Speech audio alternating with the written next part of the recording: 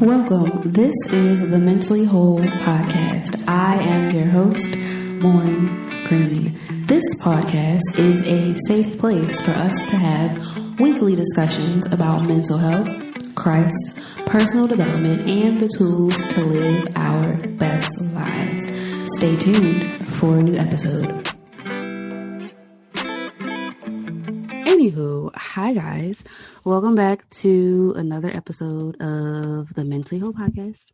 I am your host, Lauren Murray, and today we are doing a overview of the show MAID, M-A-I-D, and we have a special guest, Kathryn Staples, my wonderful coworker. Kathryn, would you like to introduce yourself? Hi. I don't know what else to say. Like, can you tell us my first podcast? No. Yeah. I would do like what our job is famous for. Give us a fun fact. That's a struggle for me, so let's not. Well, Kathryn's been my coworker for quite some time. I want to say, 3, 4? Yeah, 2. 2? Oh, well, see. Well, it seems okay. It feels like a long time. It does. It feels like, 5 years feels like 7, it just keeps adding. So yeah, we are doing a review of the show MAID. MAID is a limited series on Netflix based off of a book. And the book is called, what is it called? Good question. I just saw it earlier. Oh, it's by Stephanie Land, and it's her memoir called MAID, Hard Work, Low Pay, and a Mother's Will to Survive. That is a very long title. If you have not seen the show, do not go any further because we're just going to talk about all things about the show. So if you haven't watched the show, then don't listen to this episode until after. My first question would probably be, what were your initial thoughts like before watching the show? My initial thoughts was like, I don't want to watch this. I don't want to watch a series again about the plight of a white woman and her struggle. But I was mistaken. I mean, it was a really good series. I saw a lot of people talking about it online. And so I was like, you know what? There's a lot of things when it comes to social work and just kind of the field that we're in as far as mental health and our clients kind of navigating that system. So I was like, you know what? I'll take a peek. We'll see what it's about. Let me see this first episode. My initial thoughts, I mean, sometimes, Netflix will autoplay like trailers. And so my first thought, did it autoplay at first? I don't remember, but I saw like the little picture, like the little TV show picture. And I was like, what is that? I didn't really know what it was until I watched the trailer, and I was like, oh, this might be okay. I don't know. Yeah. I'm going to watch the first episode and see what happens. But then that turned into watching all 10 of them within a matter of a couple of days. So yeah, it's definitely not a series that you can binge watch. Yeah, I think I took my time and watched like 2 or 3 at a time. Yeah, it's roughly. It's pretty heavy.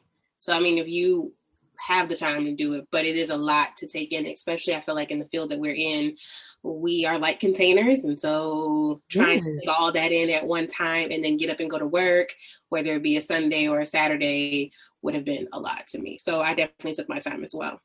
Yeah, I watched maybe 1 or 2 episodes at a time. But it kind of just like sucks you in. Like after that first episode, I don't know if it was the editing or like the producing, but it just like, I don't know, it just reels you in like every episode. Like it was very intriguing. I mean, just to kind of see like what was going to be her next step, who was going to make what choice. It's like, I gotta know how this turns out. Like even from the first episode, since I haven't watched the series like recently. It's been about a month. But Wikipedia gives you play-by-play of every episode. So this first episode is when she leaves Sean. Well, Alex is the mom. the young mother, single mom, and she leaves Sean in the middle of the night. Because I think it was like an argument, Mm-hmm. right? They had an argument, They had an argument and and he threw something, and oh yeah, she just kind of like snapped, and I think she was triggered without even knowing that she was, but she just felt like this was too much, and that was it. she set him out.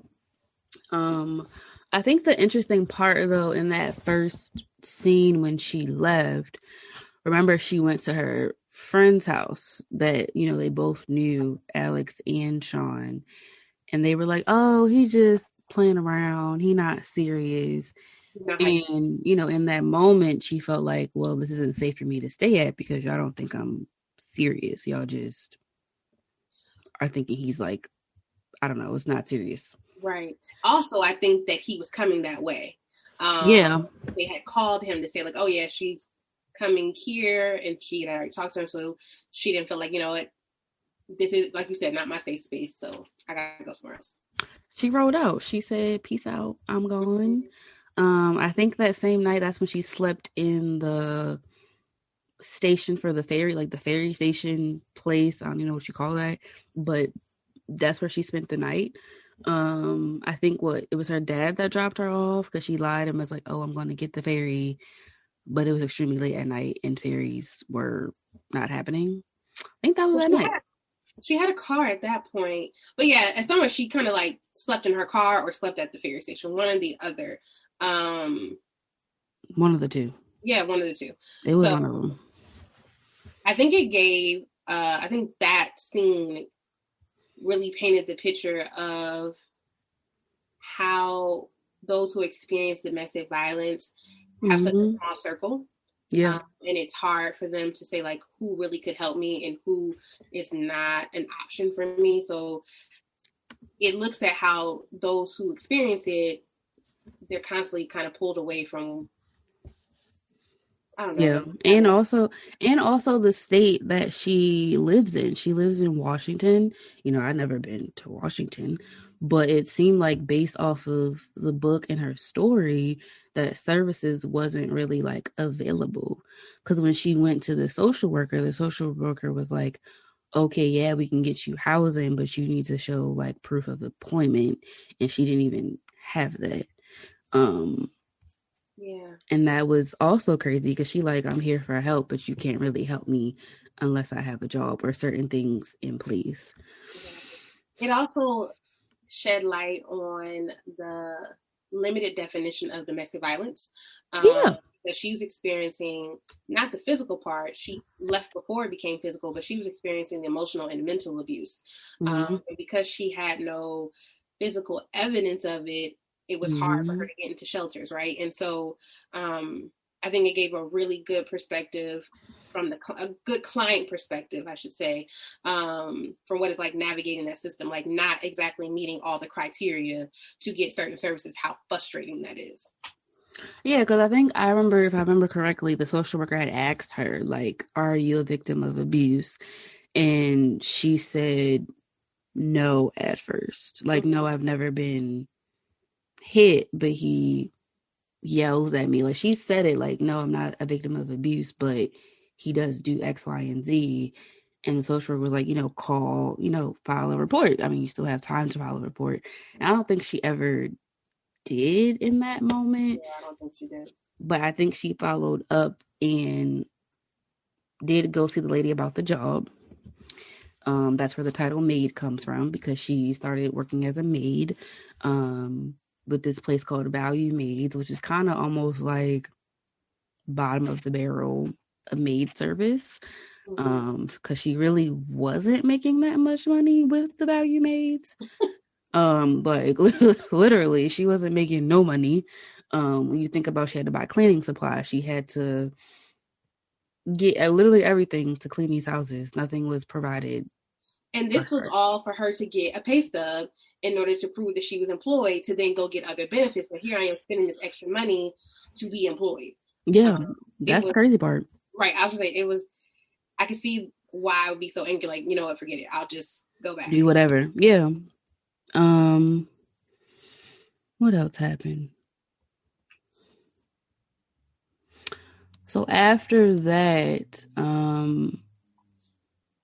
at one point in the beginning, she gets contacted by Sean's lawyer, who says, oh, I want full custody of their daughter. And then the social worker basically says, you need to go to a nearby domestic violence shelter. And at this point, I still can't remember if she filed something with the police, but she might have. So she was at a domestic violence shelter. And when she went to court, because they had to go to court, the judge gave Sean full custody for a week until they had court again. Because she didn't have, she didn't have a stable place to stay. He was the one that had a consistent job, even though he was an alcoholic. And so for those 7 days, homegirl was going through it. She was going I through agree. I feel like the thing that jumps out to me is that statement, money talks. Yeah. So because he had the job, well, we know she wasn't working because she took care of the child because the child wasn't in daycare, right? Because he couldn't afford daycare. So she stayed home, which was his want as well, for her to always be home. So there's another kind of like that controlling factor. Like, you stay home and now it's working against you, because I seem like a more viable parent, although I'm really the one who is who's created this terrible experience of domestic abuse. And so because I have the support, because I have the money and the backing, they're going to the courts see me as a better option for the child. Yeah. And, like you said about the piece of him wanting her always to be home, she had dreams. Like, further down in the series, they talk about how she wanted to be a writer. She had a scholarship to go to a school for writing, and then she gets pregnant. That's literally what happens. She gets pregnant, and that's what happens. Like, and from Wikipedia, it said that, she used journaling a lot to really talk about her experiences and what was going on, that I guess Sean became upset because Alex wanted to keep the baby versus having an abortion. And I forgot that part, but that's actually a very important part. But yeah, he was so controlling that she couldn't even live her life, to be honest. It was one point in the show, when she didn't have no money to put minutes on her phone, and he was like, "Oh, well, you can just use my phone." She like, I got people like out here calling me to do cleaning jobs, and I can't just use your phone. And he was like, "Well, I don't care," and just left the house. And I was like, "Oh, wait a minute." And it definitely speaks to a lot of codependency. Yes. And like not wanting him not wanting her to get too far beyond him. Like I feel like she was his safety blanket. Made him feel like he was a man by saying like, I have all of these things and I provide, but in reality, it's all ways to control her. And you see her actively trying to do better, but all of these things come up that just kind of are roadblocks, like everywhere that you turn. Yeah, I feel like Alex was getting hit with a 1-2 punch. Consistent. Like, just boom, boom, boom, like every episode. And the one thing that also sticks out, when she was in the shelter the first time, she had met a friend, like she made a friend. And I remember not the mentor, but the lady that kind of just runs the shelter was like, it takes a person like 7 times to leave that relationship. And I remember Alex getting really upset because the girl just left. And the lady was like, that's what people do sometimes. They just go back to what they know. And she had mentioned like how many times she had been there. But it reminds me of some of our clients that we serve, that sometimes they just keep going back. And because it's familiar. Although it's harmful, it's familiar. It's less scary because I know what the day-to-day is going to bring. I don't know being on my own, I don't know what comes next. Mm-hmm. And so it seemed like in the series shows that that's pretty scary. And I think the lady that she was connecting with the first time she was in the shelter was like, I have a son, Mm-hmm. and he always asked to see his son. And she was Mm-hmm. kind of pulled back into that. And I feel like that's often what happens with a lot of people who are She victims of abuse. Danielle was pulled back into it Mm-hmm. because if you remember, he tried to like choke her out because she had like Right. bruises and her neck was all choked up, and he was trying to take her out and In front of the child. in front of the child, and it was easy to get roped back in because I think one, he had money, and two, like that was her provider, and three, like that was her child's father.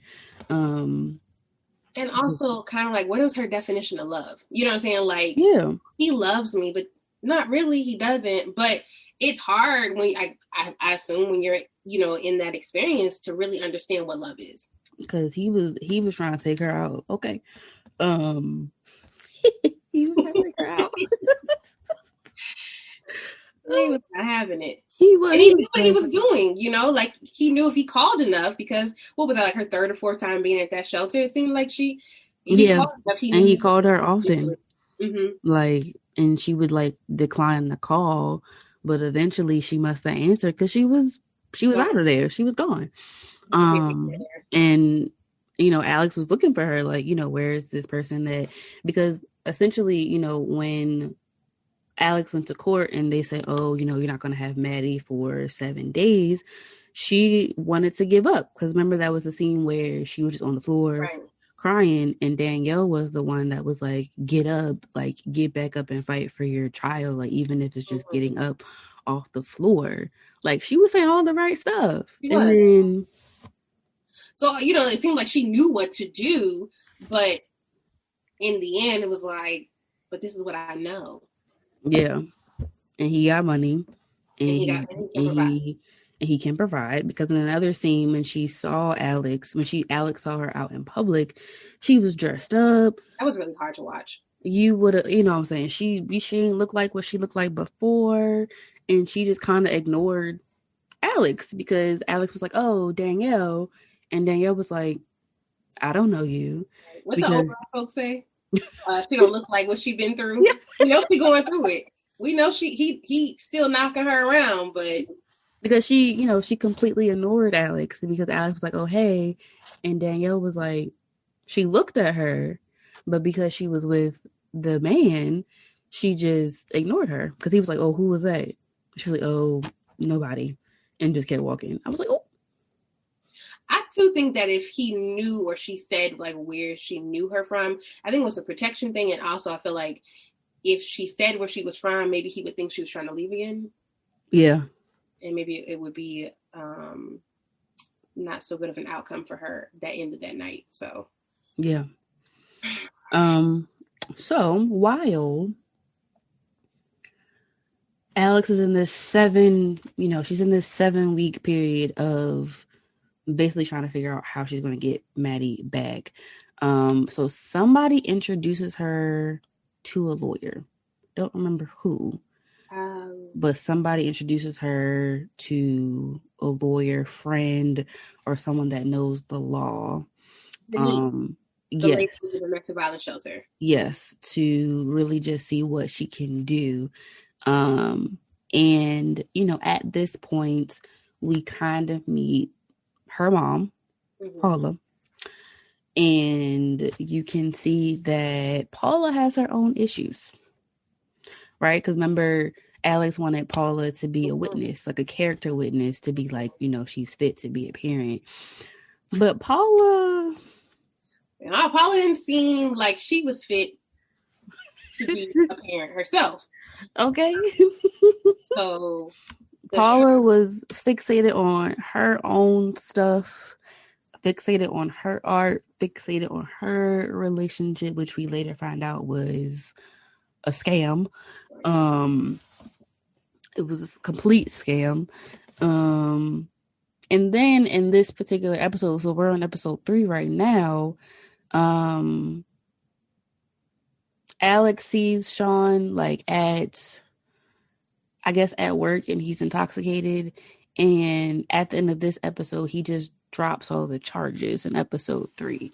Remember, he drops all the whatever he wanted to do, he drops it all because He he can't can't handle do it by him. Like, he can't handle it.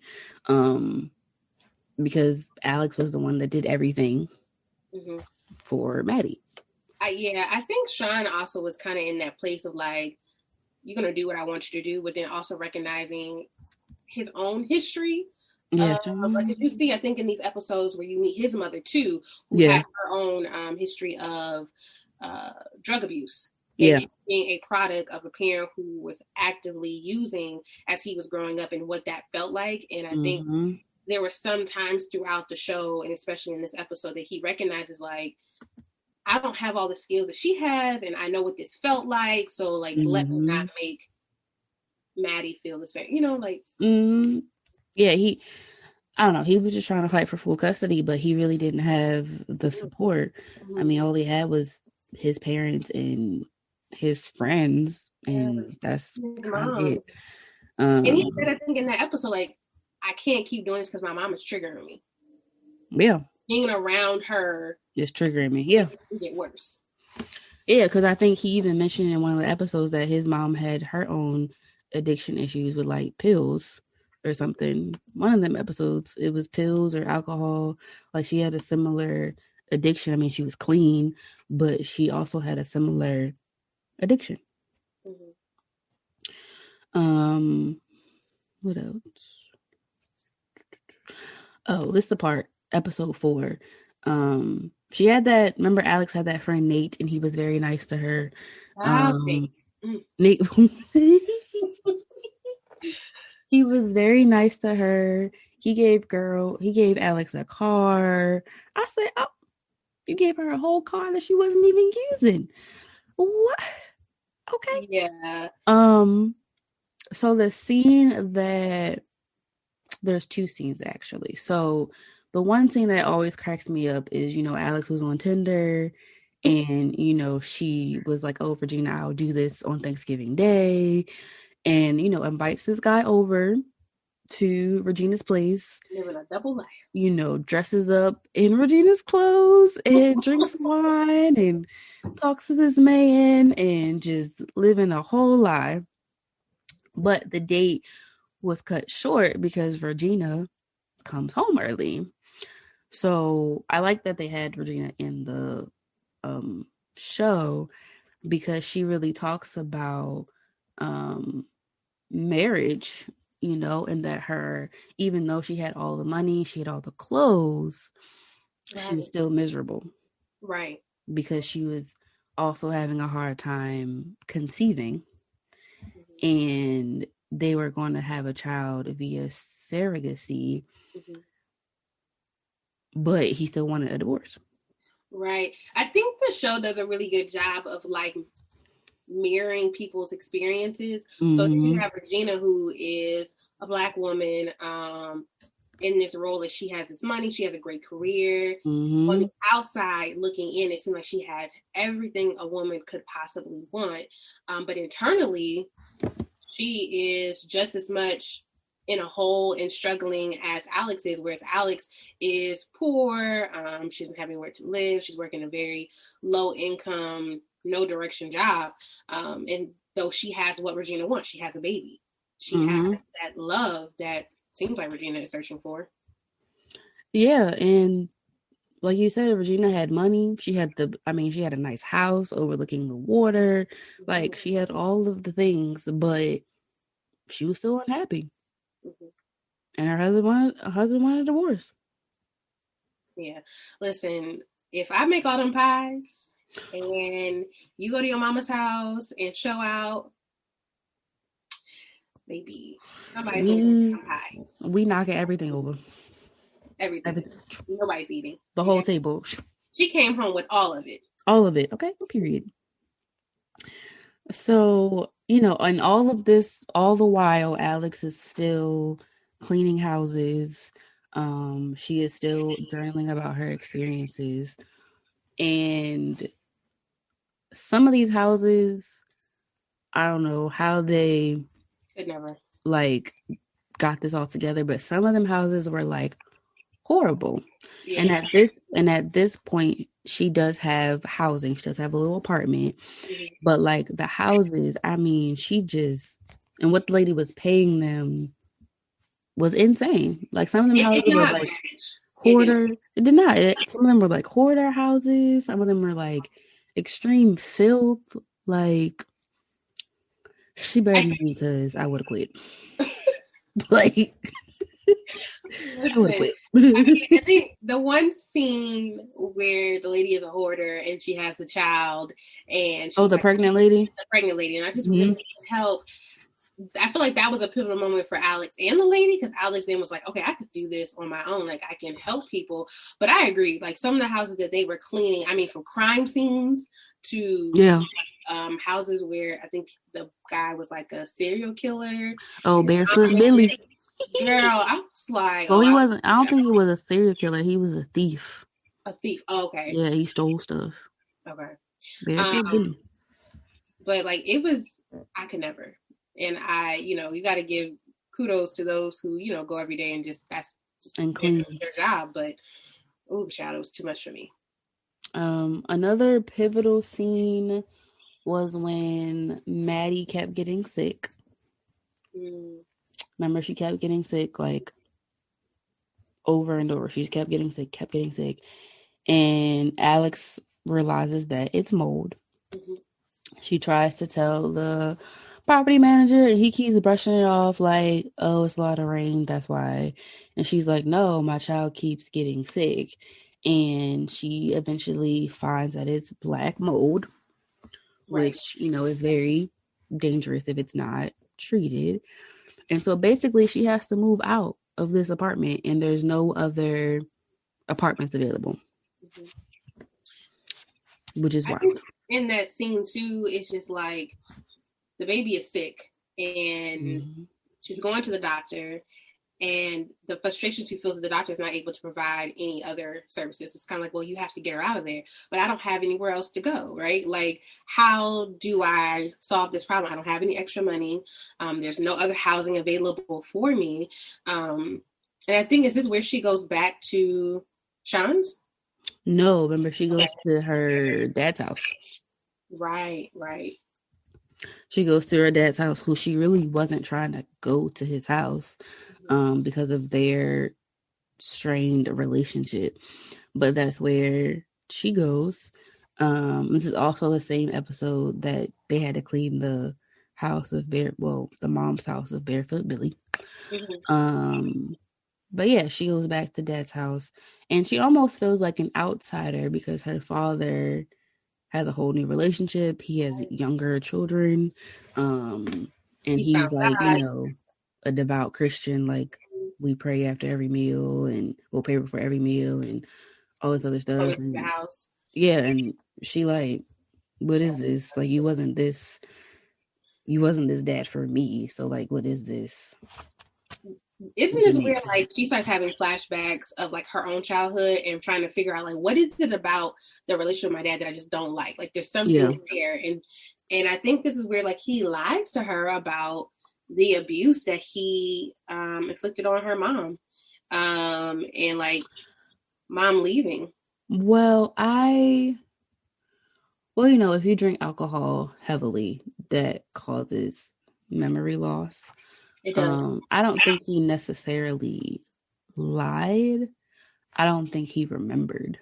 Like, I Mm, feel like he was, a true alcoholic. I don't think he remembered mm. um of what he did.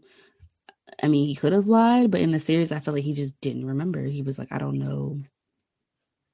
Can't recall that memory. Like didn't remember. Well, it's interesting that he says he doesn't remember, but he remembered what her mother was doing. Um, Oh yeah, you're right. he remembered like she has her own mental health diagnosis, like she seems to be bipolar, and so it's interesting, like I said, that he doesn't remember what he was doing, but he remembers how flighty her mother was, or that she would be here, there, and everywhere, but then the parts that he was a part of. Oh, and before we move on, Mm-hmm. in between all of this, Paula, remember, she gets married Right, to right. Basil or Basil. whatever you want to call him. Every He accent is. Yeah. And he, says he's Australian and he fakes this accent. But from the beginning, Alex was like, this man is not Australian. Something is off with him. And Paula, being Paula, is like, no, I love him. That's my man. I'm going to stick beside him. Right. Literally, the whole time, Alex is like, this man is not who he says he is. Because she said it multiple times in the beginning, and her mom would get mad, like, oh, why are you being so mean to him? But Alex is like, something is off with him. And now all of a sudden, you want to get married. Like, she literally just got married. And Alex was like, what are you doing? Right. So, all the while, Alex finds this new program called the Tibra voucher, but it's a very strict voucher. So she's going, place to place, trying to see like, oh, do you accept the Tibra voucher? It was very like strict requirements for the landlord to follow. Mm-hmm. Mm-hmm. And she eventually does find a place. It's a nice place. It was a very nice place. On the water. Yep. And it was going to be like a barter system that she was going to pay half the rent and she would do landscaping work for the other half. So this wonderful couple, mind you, almost Maddie's birthday, they let Alex have a birthday party for Maddie. Now the birthday party gets a little sketchy because Sean comes. It gets a little sketchy because Nate comes to this party with his son, and that's great. But Sean brings like this new girl that he's talking to. She invites people to the party. Like all adults, no it kids. gets all, and only like 3 kids. So I was trying to figure out like what's going on at this party. The crowd that Sean technically kind of brought with him, they were talking about, doing weed at the party, and Alex is like, you can't do that because it isn't my house technically. And the part that I really wanted to punch Sean at is that he basically, like, she thinking Sean left the party because the party was over, and I guess he goes off with that girl and tries to, like, I guess have sex with her. I don't know. And I guess that never happens. And then he gets drunk and basically breaks into the couple's house, their house part. And he broke some stuff and he's just asleep on their couch, which causes the couple to basically be like, you can't live here anymore. And that almost like, I felt like he was just sabotaging. Yes, that's the word that is like blinking in my head. Not self-sabotage, but truly sabotaging Alex and like again trying I think like unknowingly trying to make sure that she didn't leave. Like I think he kind of explained like I just want to be with you, but he just did not have his stuff together. Like he just could not get himself together enough to make sound decisions, and he continues to make it like 10 times harder for him and her. So at this point, Nate, being Nate, who is very nice, lets Alex and Maddie move in. He is very nice. And I feel like he wants more from Alex, but Alex is not ready for that kind of relationship. Right. Like, he wants more, but she like, nah, bro, I'm trying to figure out my life. Which is understandable. It is. Because she had a lot to figure out. I also don't think that she really was attracted to him because they do flashbacks where he had always had those feelings for her, but she never really felt the same way. And so I felt like he was trying to do all of these things and show like I can be a good man, but sometimes it's just not there. They just wasn't clicking. And so he keeps giving of himself. As much as she appreciates it, it doesn't turn out well. And I felt bad for him. So at this point, Alex is asking Yolanda, who runs Value Maids, for extra shifts, and she's not giving it to her.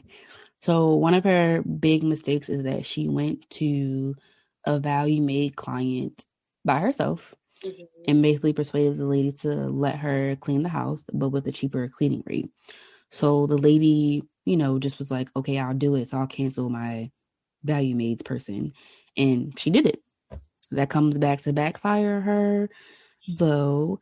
And then on top of that, Alex learns about Basil leaving Paula, Right. and basically he did her dirty because he took the trailer and had people in Paula's house like, oh, Their this is my money. house, Right. renting it out, and Paula is homeless basically. Right. And she's also at Nate's house at this time too. So Mm-hmm. eventually Sean, like, remember he pops up at Nate's house like, oh, I found the mortgage papers and this old thing you had at the house, and basically learns that Basil was basically scamming Mm-hmm. and the house was under foreclosure because he was taking that, I guess he was taking that money because we find out that he has a gambling problem, and also that he's not Australian. Because remember that accent went away real quick. Real quick when he was drunk and he got pulled to the side. Okay, real quick. So this causes Paula to spiral to the point where she goes to the family home, punches. I don't even know what she did, but she broke the window, and Yeah. her hand was basically messed up because she broke a window. Um, and Alex is traumatized because she's like, what is going on? Right. Um, and Also then need this also leads mm-hmm. Alex and Sean to get back together Physically. because Sean was there to comfort Alex, Mm. and they get back together. And this is where it goes Child. left for a while. And this way, Okay. and this is where it goes left, very much so left, because I remember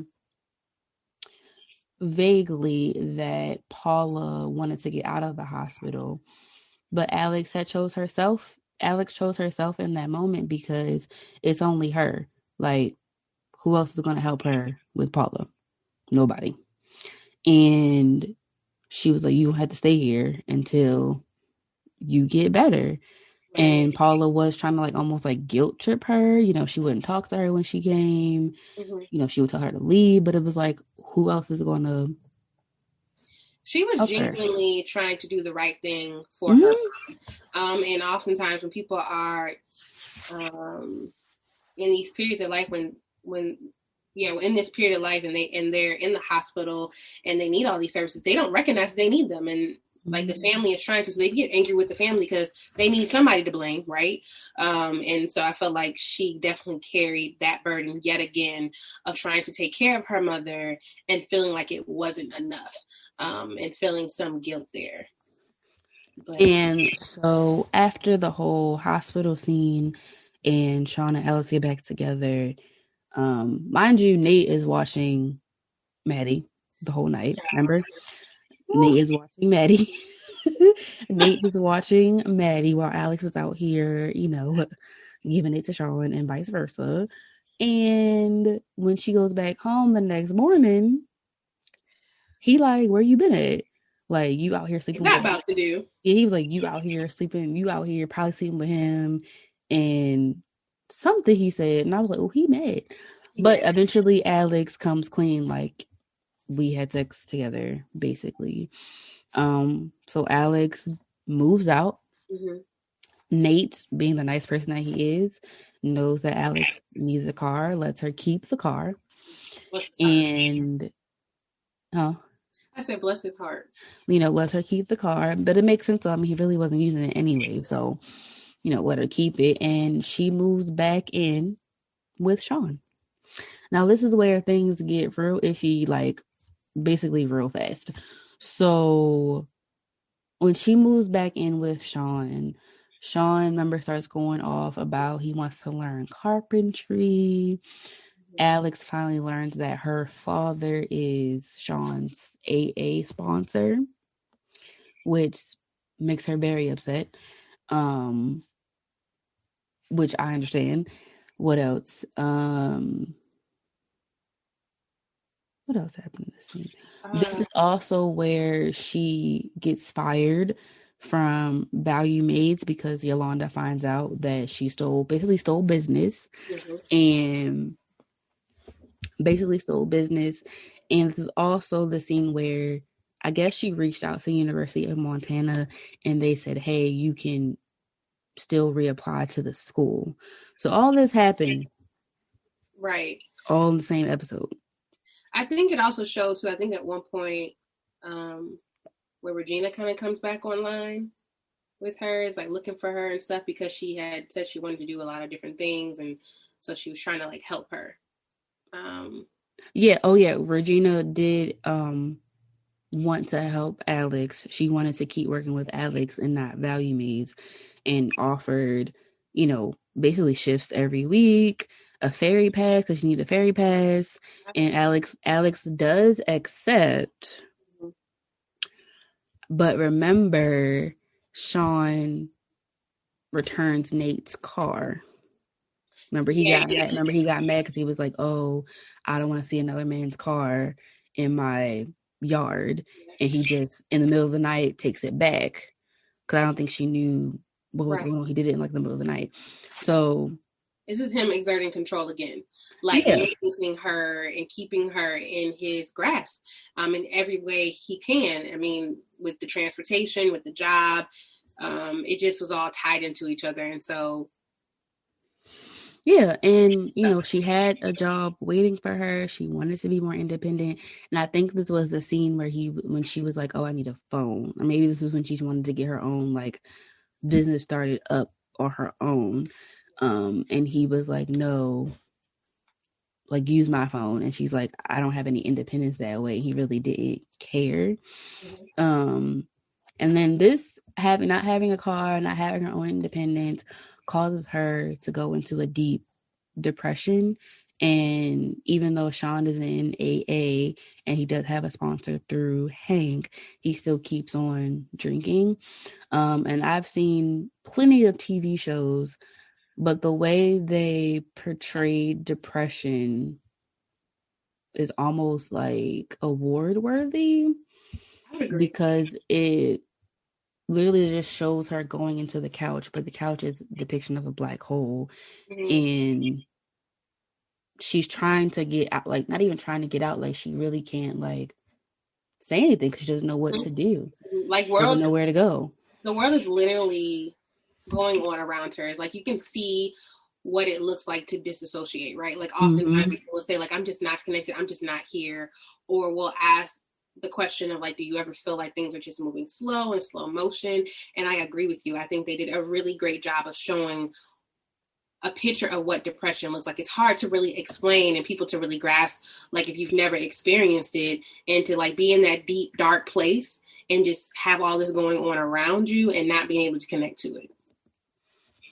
Yeah. And that was the scene where her dad comes over for dinner and she's on the couch and they're all like sitting at the table and Sean is like, come sit down at the table. And she's like, no, I'm not hungry.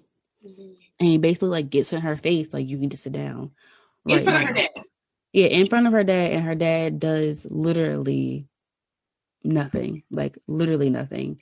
And I was like, who, Like who, I thought not in front of Leonard's face. Like, like who you feel so bold to kind of like do that in verbally front of assault somebody, in me, right? front In of front of somebody's her. family member. Not mine. Couldn't be me. And so after that part where he's like, sit down, and she eventually sits down, but I don't think she eats anything. And so he leaves, Sean leaves, and basically returns home drunk because he got fired from his job. And he smashes a vase, basically almost missing Alex. And when this happens, Maddie is hiding in one of the cupboards in the trailer because she was scared. So at this point, Alex is like, I gotta go. Like, I gotta be out. I don't care what's going on. Oh, and mind you, Sean was out here cheating on her. Like, he was sleeping with other people, bringing people home, and she at home all day with the baby. Like, what? So at this point, she just leaves. She doesn't take anything with her, and she leaves and she contacts Regina. I don't know how she remembers Regina's phone number, but she contacts Regina, and Regina comes and gets her. And She goes back to the same shelter. Right. And I think what Regina, kind of, if I could add to that, is like I think what pushed her out of that was when her daughter was hiding, that she yeah, had the same experience. yeah, That it was literally history repeating itself, um, mm-hmm, and just like finally coming out of that deep dark place and saying like, I would think she would be thinking like, am I going to continue to allow this cycle to happen? mm-hmm, Um, do I want yeah, this to be my child's story? yeah. And at this point, Regina reads Alex's notebook because she left it at her house. Mm-hmm. And, she's really impressed with her writing. But because, she got money, she sets up Alex with a high powered family lawyer, um, who says, like, I got this, this is handled, I will get you custody of Maddie. And one of the scenes that I like is that, because I think the lawyer had asked her, like, do you want me to find somebody to serve him the papers? And Alex says, no, like, I want to serve him the papers to, like, see my own growth. So Mm-hmm. that scene could have went a lot of different ways, but he didn't fuss, he didn't cuss. They were in a public, they were at, like, a restaurant, like a coffee shop, maybe. But I was like, go, Alex, you better tell him. Right. I By think the like end, I was rooting for Alex. Just, she feels strong in that period, like finally having some positive support. yeah, yeah. And at this Yeah. time, she was still making money, cleaning the homes of hoarders. The hoarders were like referring her to people. She applies, yeah, she applies, for housing and financial aid at the college that she wanted to go to. Um, Paula gets out. At this point, Paula is out of the hospital and she got a whole new boo that fast. Um, she got a whole new boo Yeah. that fast, but also Paula was lying to Alex and saying that she was with this new boyfriend, that she was staying with him, but she was actually homeless. She was staying in her car at the Walmart parking lot with Mm-hmm. other homeless people. And, she was like, this man's going to leave his husband for me. And I don't even think he was worried about that. Yeah, no. It's interesting that she's staying at the Walmart parking lot because in the very beginning of the show, when she's sleeping in her car, when Alice is sleeping in the car, the sheriff comes and says, you can't stay here. Maybe you need to go to the Walmart parking lot. Oh, Like, yeah. yeah, like so to see her mom in that situation, Mm-hmm. and just like she's just surviving any way that she knows how to. Mm-hmm. And that's connecting with a man that's going to, in some semblance, have some type of control and tell her what to do, but he's still not. He's still mistreating her in every sense of the word. Yeah. And this also picks up on the piece of Alex was parentified at an early age, because in one of the scenes she says, like, I've been taking care of my mom since whatever age it was. Right. And literally that's all she's known, is taking care of her mom when her mom basically has manic episodes because she was bipolar and she was unmedicated. So, it shows you when she had times of like just extreme, almost extreme, like, oh, I'm being an art show. And the man was like, I didn't say that. Like, Right. I mean, like she had her go get that big old statue, and they brought it. And the man is like, "Excuse me, what are we about to do with this? What was it of? I can't even remember what it was, what she created, but it was something very, big. And very she was big." like, she was telling everybody, like, I'm gonna be in an art show, I'm gonna do this and I'm gonna do that. And he like, I said, you should be in an art show, but not this Not this one. art show. Like, she just took it and ran with it. But also that piece of like, Alex didn't really know how to be a kid herself because she was always taking care of her mom, and there was nobody else really in the picture to really help her because it was just her. Yeah, and I think that mom was spiraling so much because the home was taken away, and that was their one safe space. That was their anchor to say, like, we have this home, and Mm-hmm. as long as we have this, we're together and it's going to be okay. And then the house was stripped away and all their, semblance of family history. And she just kind of was like definitely in a manic episode. Um, with that art show.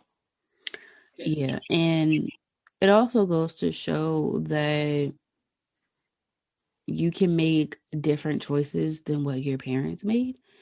Even though her mom was basically bipolar, and honestly, I feel like she didn't want the help. She just wanted to do her own thing because she was grown. Because that's basically how I felt about it. Like she was like, I'm grown, I can do what I want. And I feel like Alex was trying hard to make her own decisions and not end up like her mother. but Because also not leave her mother behind. yeah, because technically her mom was, she was a struggling artist trying to figure it out, but also unmedicated bipolar. And Alex at one point did have a resource for her mom. It was like what, like an elderly place or something, something that she could stay and like be there, like safe. And she didn't want to do it Mm-hmm. because I feel like that was either the hospital's recommendation or somebody's recommendation. But like, she was trying to make better choices as a mother and as a woman to not end up like her Right. mama. Mm-hmm. Agreed.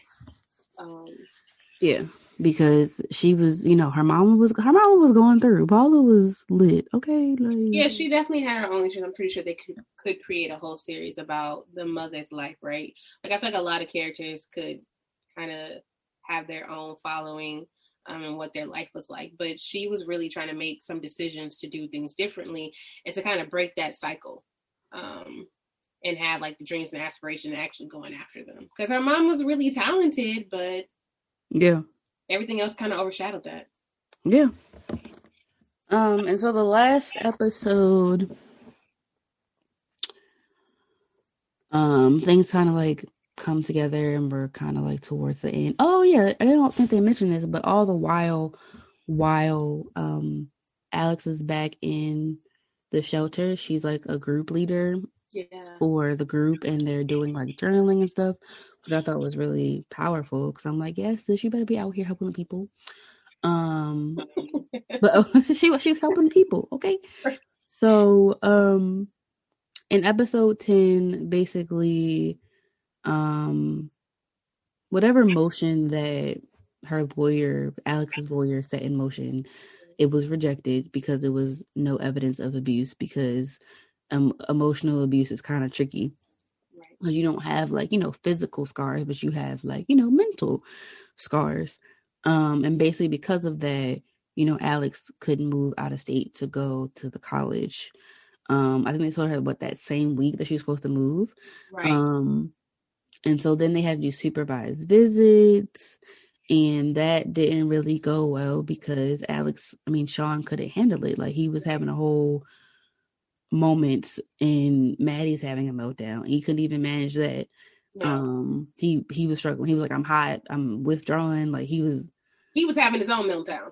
Like it was the two of them melting down together, and it was like, wait, I'm the parent, and I should know better, but I don't, and I can't do this. and this was also this episode where she asks her father to be a character witness to be like, hey, Sean emotionally abused me. And he refused to do it because he was just like, oh, it's just Sean's struggle with alcoholism. But you've seen this man getting your daughter, literally in her face, like, Yes. sit down. Like, Right. And again, it's like all this support behind Sean, but who's supporting Alex? Like who, like in her family, it's just kind of like everyone is in the lack of it against her. It's mm-hmm. kind of like accept the status quo, like this is just life, you're gonna be okay. And I was like, I don't want this. Like I want to break free of this. So eventually, after the whole Maddie having a meltdown and Sean can't handle it, he comes to Alex like, I can't do this and you need to have full custody of Maddie. So he basically drops all the court cases, all of that, and Alex is free to move to Montana. Now, she also does ask her mom to move to Montana with her, but Paula's like, no, basically, she says yes, and then she says no, because she wants to stay with her new boo. But then eventually towards the end, it's just you see Alex going to Montana and she's free. Yeah. Alex definitely in the end chose herself. I think that scene showed like what she's trying to convince her mom to come is like, if I don't leave, this could be my life. Yeah, and I think she only asked her mom because she knew like who else does her mom have outside of her. But you can't live your life For everybody else. hold for your mom because I mean, once she's grown, I mean, she gonna do what she gonna do because clearly, she asked her like, "Hey, come to Montana," and she said yes. And then the day gets there, and she like, "No, I'm gonna stay." Yeah. Like, But imagine her actually bringing her mom with her because her mom is unmedicated, because her mom's not really addressing her mental illness. I feel like the chaos would have just continued. yeah, I think that was her mom's way of letting Maddie go and do what she needs to do. Yeah, Because she was happy, like semi, like not happy, well, yeah, semi happy when she told her, like, oh, I'm going to college. And you kept saying, like, oh, my baby's going to college, my baby's going to college. And I think that was her way of like letting her go and live her life. Like, I mean, I feel like, she's grown and she'll figure it out. mm-hmm. Mm-hmm. I mean, eventually you're going to get tired of being unmedicated. Right. Well, not really because she was older anyway. So And Alice would have got tired of chasing after her mom, and would that have kind of stunted her growth in college? yeah, and with Maddie, because I mean, she worked so hard to get certain things in place, like the housing, the daycare. Like they had daycare situation at the school, so like she was working hard to like put things in place. And like you said, I think mom would have ruined that because she was unmedicated. Not on purpose, but she doesn't know anything else. Well, also, she liked the benefits of being unmedicated. Remember, she said like it helps her with her art. It did. So she said it helps her with her art. Remember, she was all like, "Ooh." Mm-hmm. So I think she liked it because it helped her create. It wasn't like it's not like I feel like she just didn't want to do it because it made her like the medicine made her feel some type of way. Cause I remember in the hospital, she was all like drugged up and just I ain't Very talking. angry. I ain't talking to you because I'm here. Mm-hmm. Um, but yeah, if you haven't seen MAID, go watch it because it's gonna suck you in because it sucked me in, and I watched it for like a week because I had spread up the episodes. I did because I didn't have a Saturday to like binge watch, but when I finally finished it, I was like, Alex, you better do it, sis. Okay, you better be out here changing your life. Okay. Um, It's a tearjerker too. I don't even talk about that, but like boohoo cry from beginning so to end. I was talking to my therapist about it, and she and she was like, I don't know if I could have gone through what Alex went through. Cause it was blow after blow. It was hit after hit. And it was like, when did she catch a break? She never did. Even down to like making the money. Like even when she started her own business, yes, she was making money, but it still wasn't like a lot of money. Like she was just making almost money just to get by. But yeah, like I don't You're know really how. strong, really strong to keep. Yeah, to keep going like blow after blow, and you got like a 2-year-old like that needs full attention. That's a lot. Yeah, That's a lot. it I, yeah, it was a really good series. So I it showed like all of that she went through and still being triumphant and still like holding on to her dreams and being able to pursue them. So not giving up on herself. So it was inspiring, although very it was traumatic. a more of the story. Keep going, Yeah. even when it gets hard. Because Alex was out here. I mean, mama bipolar, got kicked out the house, kicked out of the subsidized housing because of black mold. What else? Daycare. Daycare, trying to get good daycare, but then she had to go. Well, oh yeah, because remember Nate had got her that scholarship with the fancy daycare place, like the real expensive. Yeah. And then with the whole living arrangement, she kind of lost that after Yeah, Sean his whole behind. But even also kind of like her navigating the different systems, like the legal system and the public assistance and social services, like she kept pushing. Just keep going. That is the moral of the story, the lesson in MAID, because she kept going. And she had a good coping skill. She didn't, resort to drugs or alcohol or even sex with other men. She journaled. Mm-hmm. Because some people, get to a low place and be out here doing whatever. But she used journaling as a way to cope. Yeah. And made it, well, the real person that this is based off of made a book about it. So The coping skills work when you use them. it's the growth for me, okay? It's the Okay. growth. So this was a great episode. It's a little long, but who cares? So but thanks, Kathryn, for being a wonderful guest on the show. Thank you for having me. Thank you. Thank you. And guys, stay tuned for another episode of the Mentally Ill Podcast. Bye.